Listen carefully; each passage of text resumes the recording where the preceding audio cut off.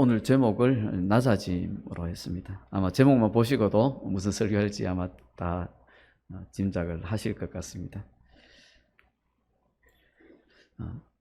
모든 일에 징조가 있습니다.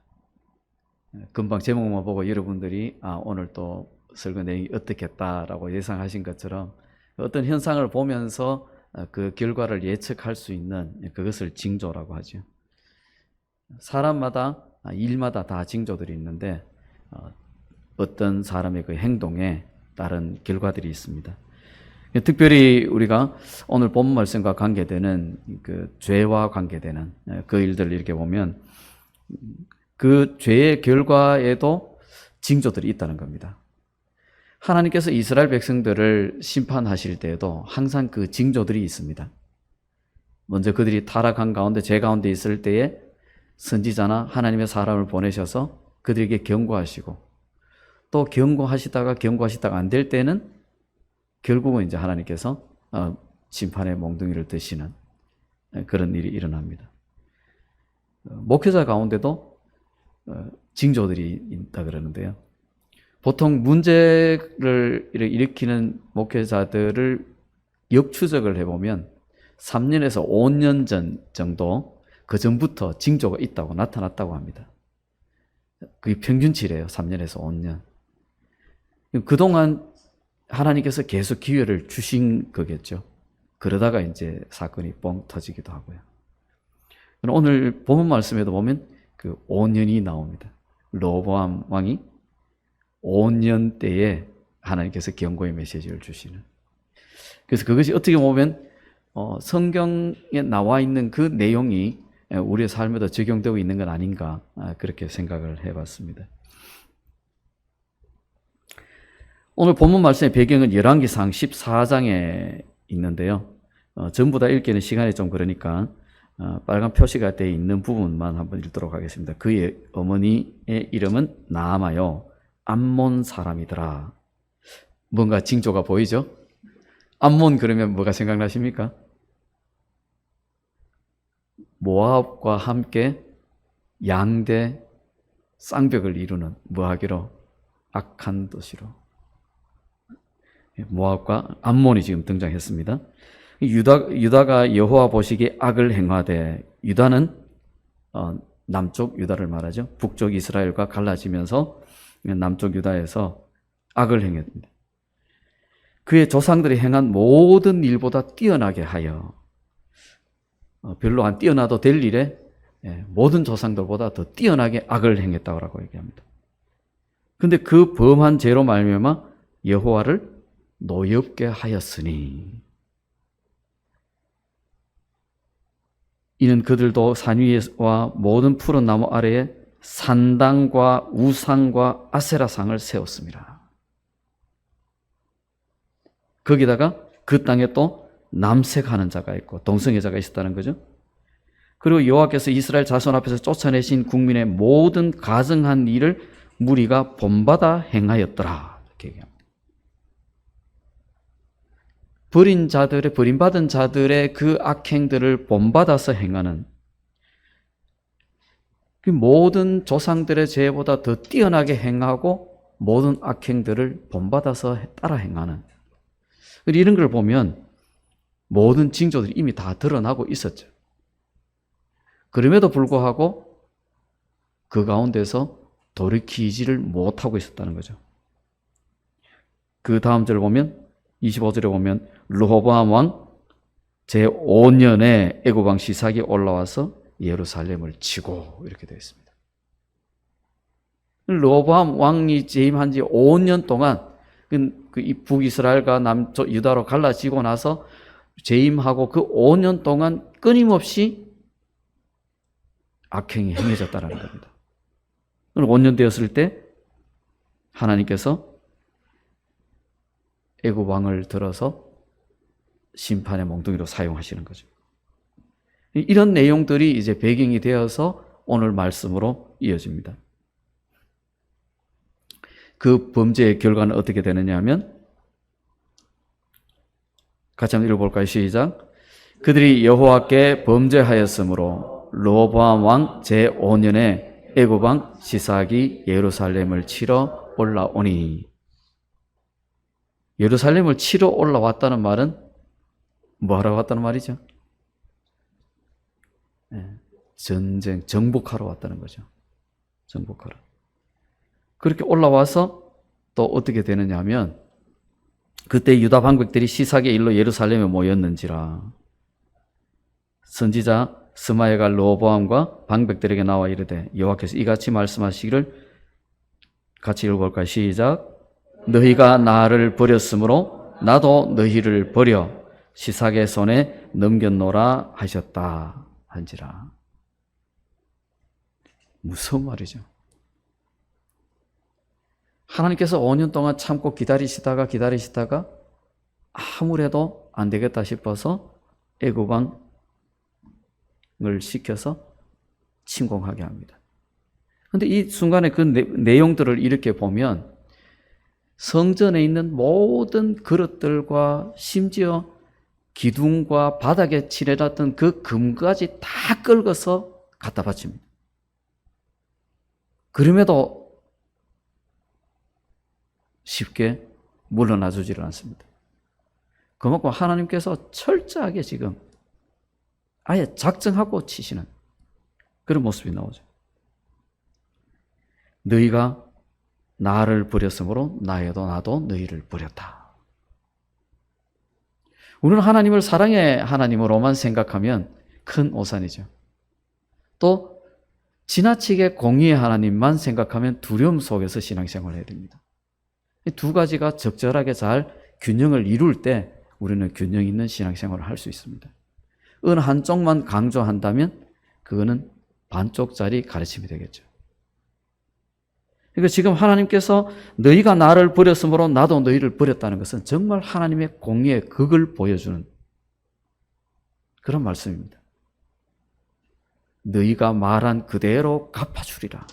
내 귀에 들리는 그대로 갚아주리라. 때로는 하나님이 이렇게 무시무시한 것으로 우리에게 경고하고 계십니다.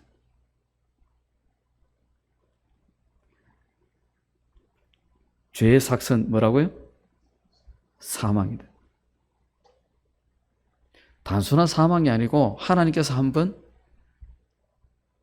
몽둥이를 들었다 하시면 그냥 사망 정도가 아예 멸망입니다. 멸망. 명심보감에도 순천자는 존이요, 역천자는 망이라. 망 정도가 아니죠. 아예 멸망입니다. 멸망. 그처럼 하나님께서 너희가 나를 버리면 나도 너희를 버린다라는 엄중한 경고의 말씀이죠. 우리가 하나님을 한순간도 잊지 않고 살아갈 수 있습니까? 없죠. 하나님께서 우리에게 요구하시는 믿음의 수준이 어딘지를 보여주는 그런 말씀입니다. 어쩌면 한순간도 잊지 않기를 원하시는데 우리는 늘 그걸 잊어버리고 또 심지어 등을 돌리기도 하기 때문에 이 하나님께서 경고를 주신 겁니다. 우리가 그렇게 잘 못 지킬 줄 아시고 이 이스라엘 백성들을 향한 그 엄중한 경고, 너희가 나를 버렸으므로 나도 너희를 버렸다. 바로 지금 우리에게도 주시는 엄중한 경고의 메시지라는 겁니다. 같이 한번 읽겠습니다. 시작.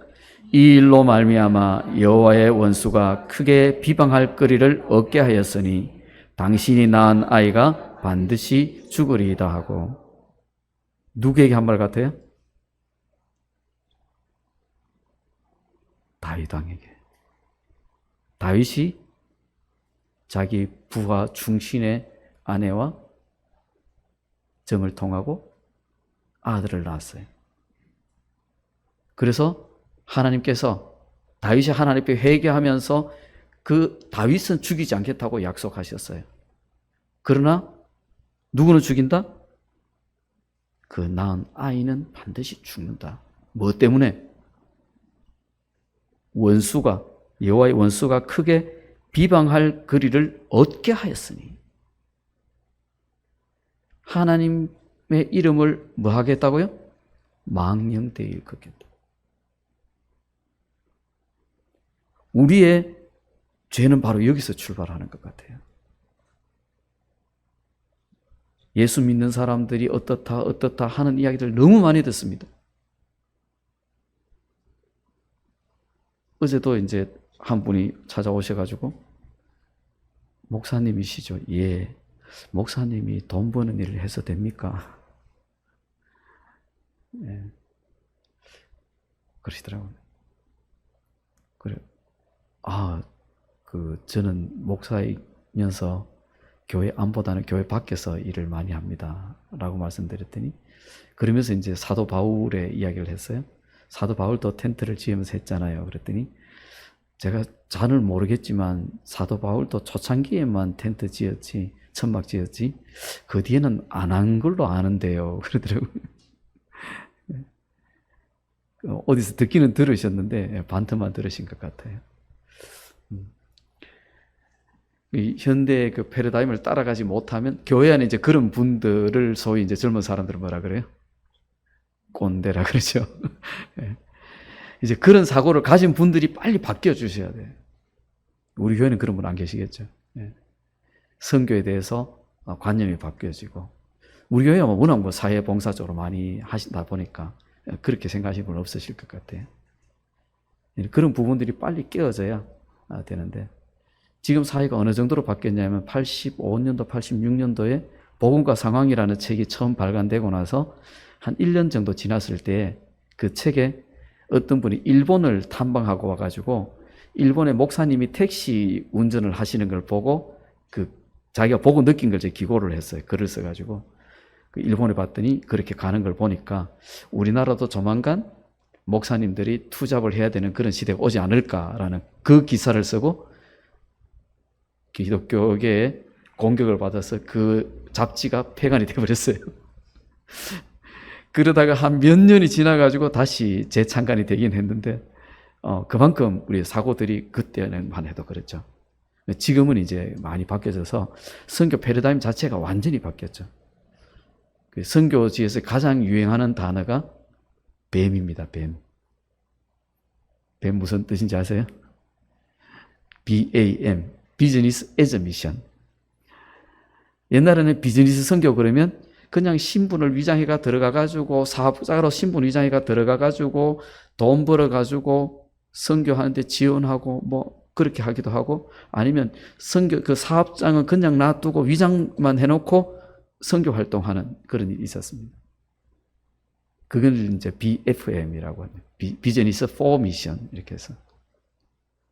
그러다가 2007년부터는 이제 로잔대에서 전 세계 선교 협력회에서 개념을 비즈니스 에즈 미션, 선교와 미션을 동급으로 두는, 참 그 비즈니스와. 그래서 지금은 모두가 뱀 그럽니다.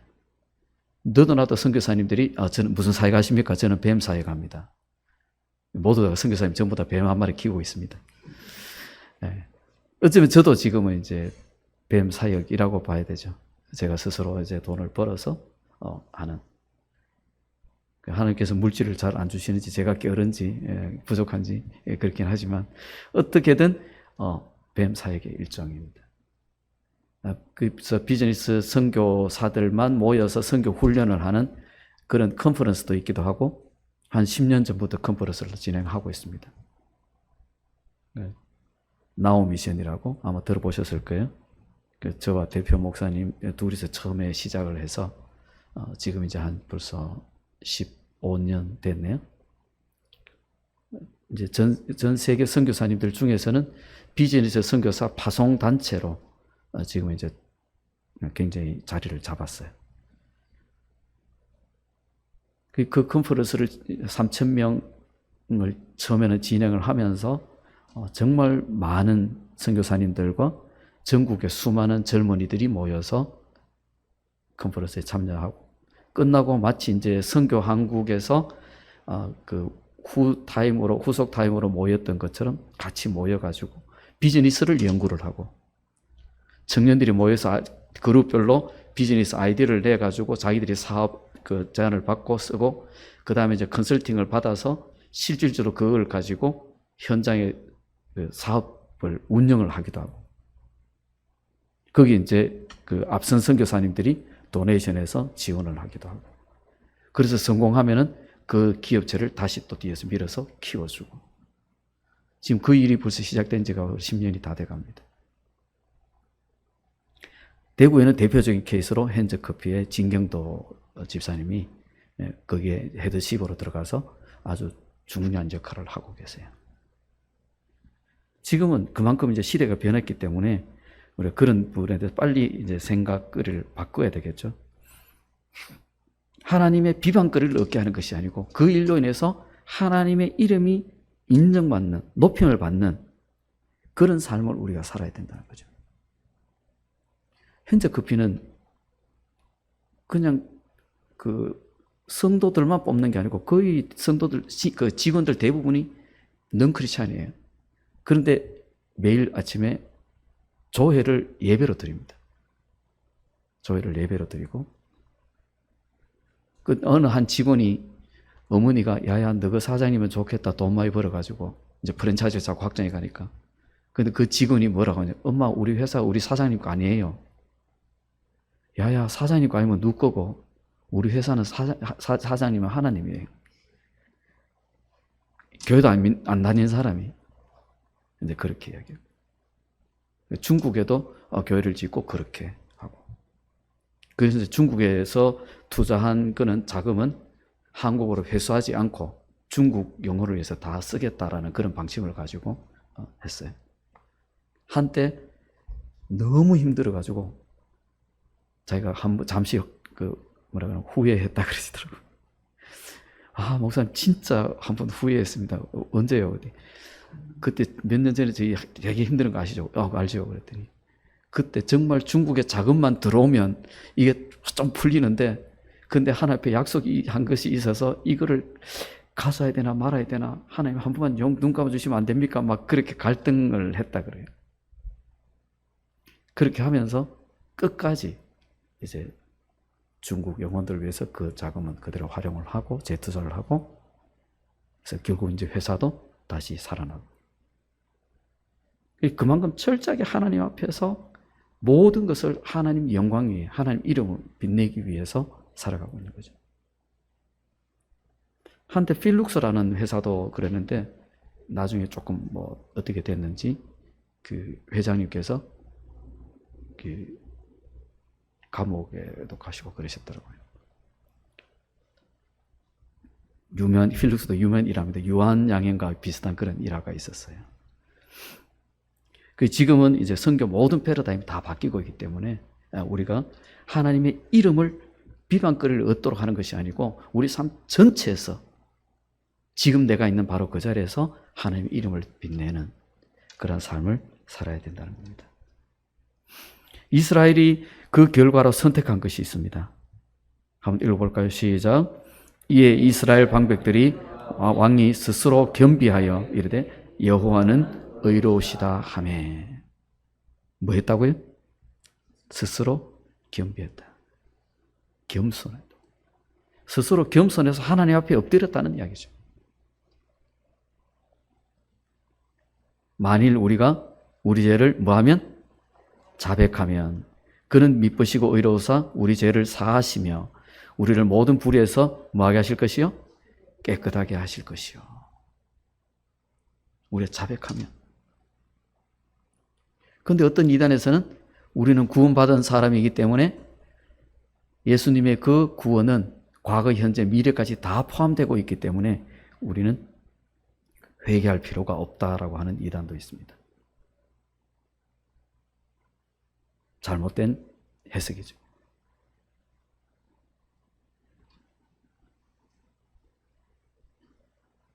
이스라엘이 지금 바로 하나님 앞에 겸손하게 죄를 자복하고 있는 거죠. 하나님만이 의로우십니다. 지금 우리를 심판하시는, 우리나라를 적이 침공해서 모든 것들 다 빼앗아간 지금도 하나님은 의로우십니다. 이 말은 하나님의 심판이 뭐하다? 정당하다라는 고백이죠. 의롭다, 하나님이 의롭다 하시는데 이게 무슨 겸손이냐? 바로 그런 고백이기 때문에 그렇습니다. 지금 나라의 모든 것을 다 갖다 바친 상황에서 적이 지금도 물러가지 않고 진을 치고 있어요. 그런 상황 속에서 이 상황에서도 하나님은 여전히 의로우십니다라고 한 고백. 이거는 뭐냐면 우리가 사방으로 우겨삼을 당하고 정말 내 상황이 처지가 너무너무 힘들고 어려워서 오히려 믿지 않는 사람들이 네가 믿는 그 하나님이 어디 있느냐고 말하는 그 순간에도 우리는 그 사람들 앞에서도 하나님은 정당하시다, 하나님은 의로우시다 라고 고백할 수 있는 상황, 바로 그 상황이라는 겁니다. 우리가 조금 어렵고 힘드는 가운데서 사람들이 만나면 왠지 내가 예수 믿는 사람이 이래가 되나 하면서 위축되기도 해요. 어느 분의 감정이 그랬습니다. 집에 형제들이 있는데 자기만 믿는데요. 근데 다른 형제들은 다 잘 사는데 자기만 돈이 없대요. 그래 가족 모임을 가면 늘 위축되고 그렇대요. 심지어 그 대놓고 그런 소리도 한대요.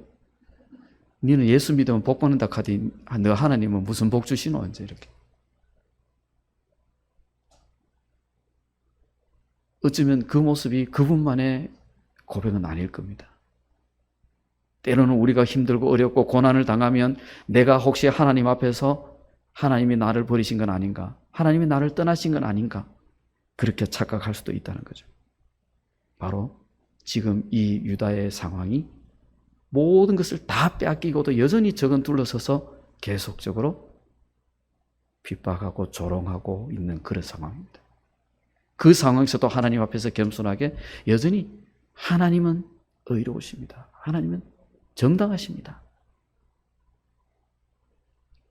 바로 그 믿음의 고백이 우리의 고백이 될 수 있기를 원합니다.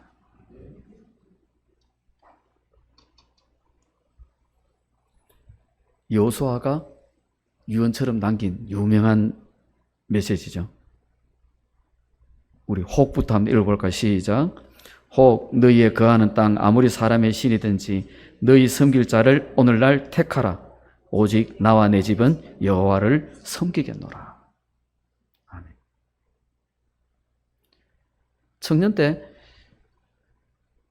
토론하는 과정 속에서 우리의 믿음은 선물이냐 아니면 우리의 선택이냐를 가지고 토론한 적이 있습니다. 결론은 어떻게 났을까요? 무승부였습니다. 근데 이제 저희를 지도하시는 전도사님께서 믿음은 선물인데 그 선물을 받아 챙기는 사람이 가지는 거다. 이게 뭐냐면 하나님의 구원은 이미 어디 다 펼쳐져 있다고요? 온 세상에. 요한복음 3장 16절 다 아시죠? 네. 온 세상 사람에 다 펼쳐놓았어요. 거기서 구원을 선택하는 사람이 하나님에 들어가는 거예요. 자, 그러면 거꾸로 된 거 아니냐? 하나님이 우리를 선택하시는 거 아니냐? 맞습니다. 하나님이 택한 백성임인데도 자기가 택함 받을 줄 모르는 사람들이 있어요. 그 모르는 사람들이 하나님을 다시 선택할 수 있도록 하는 것이 뭡니까? 그게 바로 전도고 선교인 거예요. 하나님이 우리를 선택하셨듯이 우리도 하나님을 선택할 때 그것이 뭡니까? 사역에서 말하는 영접기도. 그렇게 하면서 우리가 하나님을 택하는 거죠. 지금 이 여호수아가 백성들을 향하여서 이렇게 하죠. 너희가 이방 신이든지 무슨 신이든지 섬길 자를 택해라. 왜? 왔다 갔다 하지 말고 양다리 걸치지 말고 너희가 어느 쪽을 택하든지 상관없이 나와 내 집은 뭐를? 누구를? 여호와를 섬기겠다. 그렇게 지도자가 앞서서 했을 때에 백성들이 우리도 여호와를 섬기겠노라 라고 약속을 하죠. 우리가 결단하지 않으면 하나님이 강권적으로 역사하셔서 뒤바꾸는 경우도 가끔 있습니다. 사도 바울 같은. 그러나 거의 일반적인 상황은 우리가 믿음으로 결단하고 예수 그리스도 우리 마음속에 모실 때 그때 우리와 주님과 함께 동행할 수 있는 겁니다. 늘 성령이 우리와 함께 하시기를 기도하고 성령님께서 매 순간 우리에게 깨달음 주시기를 기도하고 그렇게 겸손하게 하나님 앞에 엎드릴 때 하나님이 우리와 함께 하신다는 겁니다. 뭐가 답이다? 겸손이 답이다. 한번 따라해 볼까요? 겸손이 답이다. 네. 그 겸손도 우리의 선택입니다. 가끔 농담 삼아 사람들 막 자기 자랑 막 하면 제가 농담 삼아 그런 이야기입니다. 선생님도 저한테 없는 거 없으시네요. 놀래가 뭔데요? 겸손요. 저도 절대 겸손이 없다고 생각하는데 선생님도 보니까 똑같이 겸손이 없으시네요. 그럼 막 웃어요. 그 말은 제발 좀 자랑 좀 그만해라 하는 간접적인 표시죠. 그 이제 어쩌고 보면 욕 비슷한 건데 서로 웃으면서 이제 욕을 주고받는 거죠. 겸손이 답입니다. 절대적으로 겸손해야 됩니다. 왜? 내게 알고 보면 내게 아무것도 없어요. 내 것이 아무것도 없습니다. 하나님께서 거둬가시면 아무것도 없어집니다. 그렇기 때문에 우리는 더 겸손해야 됩니다. 더 하나님 앞에 엎드려야 됩니다. 하나님 앞에서는 우리가 절대 고개를 쳐들 끈덕지가 없습니다. 다시 돌아보고. 제가 손가락에 살이 쪄서 자꾸 돌아봐라. 두 개 같이 눌러지고 막 그런 거예요. 자, 같이 읽어볼까요? 시작. 여호와께서 그들이 스스로 겸비함을 보신지라. 여호와의 말씀이 스마야에게 임하여 이르시되 그들이 스스로 겸비하였으니 내가 멸하지 아니하고 저희를 조금 구원하여 나의 노를 시삭의 손을 통하여 예루살렘에 쏟지 아니하리라. 아멘. 누가 겸손하라고 막 지고 흔들었나요? 스스로 겸비했다. 이 말은 뭐예요? 스스로 선택했다는 겁니다. 자기가 선택했다는 거죠. 보면서 제가 이 부분에서 잠시 이게 왜 이 단어가 여기 있지라고 생각한 것이 바로 조금이라는 단어입니다. 저희를 조금 구원하여. 조금? 구원에도 조금이 있나? 그럼 문맥 속에서는 이제 이게 어떤 의미인지는 대충 알겠지만, 그래서 이 조금이라는 단어를 쭉 찾아봤어요. 미국본별로 쭉 찾아봤습니다. 세 번역에서는 아주 가까스로, 억지로 얻는, 겨우 얻는 이런 의미에 써 있었고, 그 다음에 이제 한글 킹제임스에서는 약간의 구원을 베풀리니. 그야말로 진짜 이 구원의 맛만 보여주는. 그다음에 NASB는 역시 이제 약간으로 나와 있고요. 그 다음에 NLT에는 보니까, 여기서 또 놀라운 단어를 발견했어요. 순, 곧. 때가 들어가 있더라고요. 그 NIV 성경에도 이 순이 들어가 있어요. 그러니까 지금 이 조금이라는 말 속에는 양도 있지만 바로 곧이라는 아주 조금의 시간 안에라는 하나님의 그 놀라운 의미가 포함돼요. 그러니까 하나님이 조금 구원하여라는 말은 곧 주겠다. 조금의 그 구원을 곧 주겠다. 왜? 지금은 긴박한 상황이잖아요. 적들이 앞에 있는 긴박한 상황이니까 하나님 지금 내가 당장 저들의 멸망하지는 않고 그들 속에서 조금 내가 건져주겠다. 맛만 보여주겠다. 이 맛을 보고 너희들이 온전하게 돌아오면 내가 다 풀어주겠다는 거죠. 일종의 조건부. 하나님의 딜이 먹혔을까요? 안 먹혔을까요? 하나님 정말 뛰어난 협상가 같아요. 협상을 제의하시. 우리가 하나님은 무한정 쏟아붓는 마치 자판기와 같은 그런 분으로 착각할 때가 있어요. 우리의 기도는 하늘나라에서 쓰레기 취급받습니다. 하는 그런 제목의 책이 있었어요. 80년대 중반에. 후안 카를로스 오르티즈 목사님 쓰신. 우리 기도의 대부분은 하늘나라에서 잡동사니 같습니다. 하나님 나라와 관련이 없는 기도. 그냥 우리가 하고 싶은 우리의 그 욕심과 우리의 욕구만 계속해서 되뇌이는. 응답할 때 낙심하지 말고 기도하라 그랬더니 그것만 될 때까지 계속적으로 반복해서 기도하고 있는. 근데 하나님은 이미 자세히 살펴보면 이미 놓으라고 말씀하셨어요. 근데 그걸 우리가 깨닫지 못하고 있는 거예요. 하나님은 조금씩 주실 때가 있다. 그래서 하나님은 우리가 기도만 하면 하늘 문을 여시고 그냥 그대로 그냥 축복을 막 보따리씩 확 던지시는 그럴 때도 있어요. 그렇지만 때로는 조금씩 그렇게 아껴서 주실 때도 있다. 왜? 한꺼번에 주시면 넘어지는 사람들이 많거든요. 하나님은 우리의 필요를 누구보다도 잘 아시고 우리의 모든 성격과 모든 그런 조건들을 너무 잘 아시기 때문에 가장 잘 아시는 하나님께서 주실 때는 그것이 뭐다? 가장 최선이다. 우리에게 최선의 것을 주시는 거예요. 시험도 감당할 시험밖에 안 주시는데 복도 감당할 복밖에 안 주세요. 감당지 못할 복을 받으면 좋은 결말이 있을 수가 없습니다.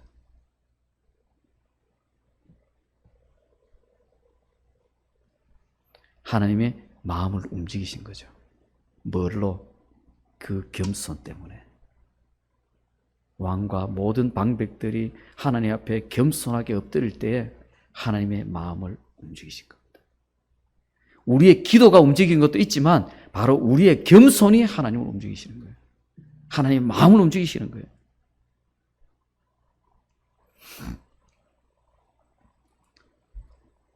히스기야 왕 다 아시죠? 싹 긁어주던 이때 히스기야 왕이 얘기합니다. 히스기야 왕이 듣고 그 옷을 찢고 굵은 배를 입고 여호와의 전에 들어가서 뭐 했을까요? 배를 입고 들어가는 것은 회개함으로 들어갔다는 거죠. 아모스 아들 이사야가 히스기야에게 기별하여 가로되 이스라엘 하나님 여호와의 말씀이 네가 아수르 왕 사네립 까닭에 내게 기도하는 것을 내가 들었노라. 기도하는 것을 이제야 들었다는 거죠. 그러고 나서 또 더 재밌는 것은 이 19장 뒤로 넘어가면 20장으로 넘어가면 이 히스기야가 또 바로 또 죽는데요. 왜 죽는지에 대해서는 기록을 하고 있지 않습니다. 죽는데요. 그러니까 이 히스기야가 다시 하나님의 성전에 들어가서 또 엎드리죠. 기도하죠. 그래서 하나님께서 또 그 기도를 들으시고 왜? 겸손하게 엎드렸으니까 그 기도를 들어주시고 생명을 연장해 주시죠. 하나님은 우리가 겸손해지기를 원하십니다. 우리가 겸손하게 엎드릴 때에 하나님께서 우리 기도를 들어주시는 거예요. 하나님께서 들으시는, 하나님께서 긍휼을 베푸시는, 하나님께서 조금 구원을 베푸시는 그런 겸손이 우리에게 있기를 원합니다.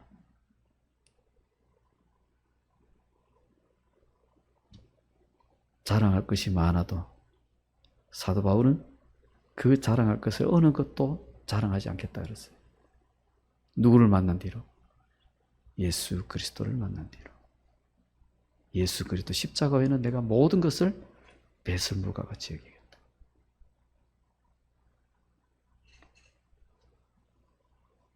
그 똥을 자랑하는 사람들이 너무 많습니다. 하나님 앞에 겸손해 줄 수 있기를 원합니다.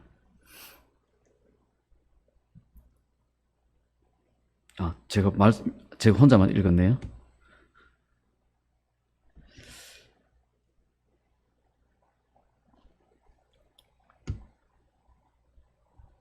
예레미야 29장까지 같이 한번 읽어볼까요? 시작.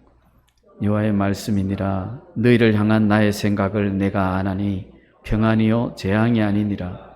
너희에게 미래와 희망을 주는 것이니라. 아멘. 우리를 향하신 하나님의 생각은 평안과 미래와 희망입니다. 결코 재앙이 아닙니다. 하나님이 우리에게 고난을 주시거나 심판을 주시거나 시험을 하실 때 그것은 우리를 무너뜨리기 위함이 아니라는 겁니다. 하나님은 우리를 향하신 건 오직 우리가 평안하기를 원하시고 또 우리가 미래와 희망이 있는 그런 삶을 살아가기를 원하시는 겁니다. 그것이 하나님의 생각이라는 겁니다. 우리가 가끔 이것을 오해할 때가 많습니다. 어렵고 힘들 때에 하나님은 나를 버리셨나? 하나님 와익하십니까? 그런 삶 속에서 우리가 다시 한 번 더 이 말씀을 통해서 우리가 좀 위로를 얻고 힘을 얻을 수 있기를 원합니다. 어렵고 힘든 상황 속에서 정말 내가 지금 죽을 만큼 그런 힘든 어려운 상황이 있다 할지라도 이 문제만 해결되면 내가 좀 숨통이 튀겠다. 그런 상황 속에서라도 하나님이 우리를 향하신 그 하나님의 생각은 평안이요 재앙이 아니다. 바로 미래와 희망을 주는 것이다. 마지막 말씀 우리 같이 하다 한번 읽을까요? 시작. 이는 주께서 영원토록 버리지 않으실 것임이며 저가 비록 근심케 하시나 그 풍부한 자비대로 일일이 여기실 것임이라. 주께서 인생으로 고생하며 근심하게 하심이 본심이 아니시로다. 아멘. 우리를 언제 어떻게 버리지 않으신다고요? 영원히 버리지 않으신다. 하나님께서 우리를 버리지 않고 영원토록 우리와 함께 해주실 수 믿습니까? 우리를 근심하게 하시지만 우리를 긍휼히 여기고 계신다는 것을 믿습니까? 하나님 우리에게 약속해 주셨습니다. 하나님의 약속은 결코 변하지 않습니다. 심판은 변해도 거두신 하나님의 약속은 변하지 않습니다. 내가 너희와 영원토록 함께하고 버리지 않고 함께하겠다. 내가 설사 너희들에게 고통을 주고 할지라도 내가 너희를 뭐한다? 긍휼히 여길 것이다. 심판과 하나님의 사랑이 함께 있다는 것을 우리 기억해야 됩니다. 어떤 경우라도 하나님은 우리와 함께 하십니다. 어떤 경우에도 하나님은 우리를 버리지 않으십니다. 어떤 어려운 상황에서도 하나님은 우리를 기억하시고 우리를 긍휼히 여기시며 우리에게 약속을 이루시기 위해서 계획하고 준비하고 계십니다. 같이 기도하시겠습니다. 우리가 지금 어떤 상황에 있든지 혹 과거에 어떤 상황이 있었든지 바로 하나님께서 우리가 겸손하게 엎드릴 때 하나님이 우리를 긍휼히 여기시고 또 하나님이 약속하신 영원토록 버리지 않겠다는 그 약속을 이루어 주신 것을 우리가 기억하고 이 시간 하나님 앞에 그 하나님은 어떠한 경우에도 하나님은 의롭습니다. 하나님이 옳습니다. 하면서 하나님의 이를 높여드릴 수 있는 그런 시간 기도할 수 있기를 원합니다. 같이 기도하시겠습니다.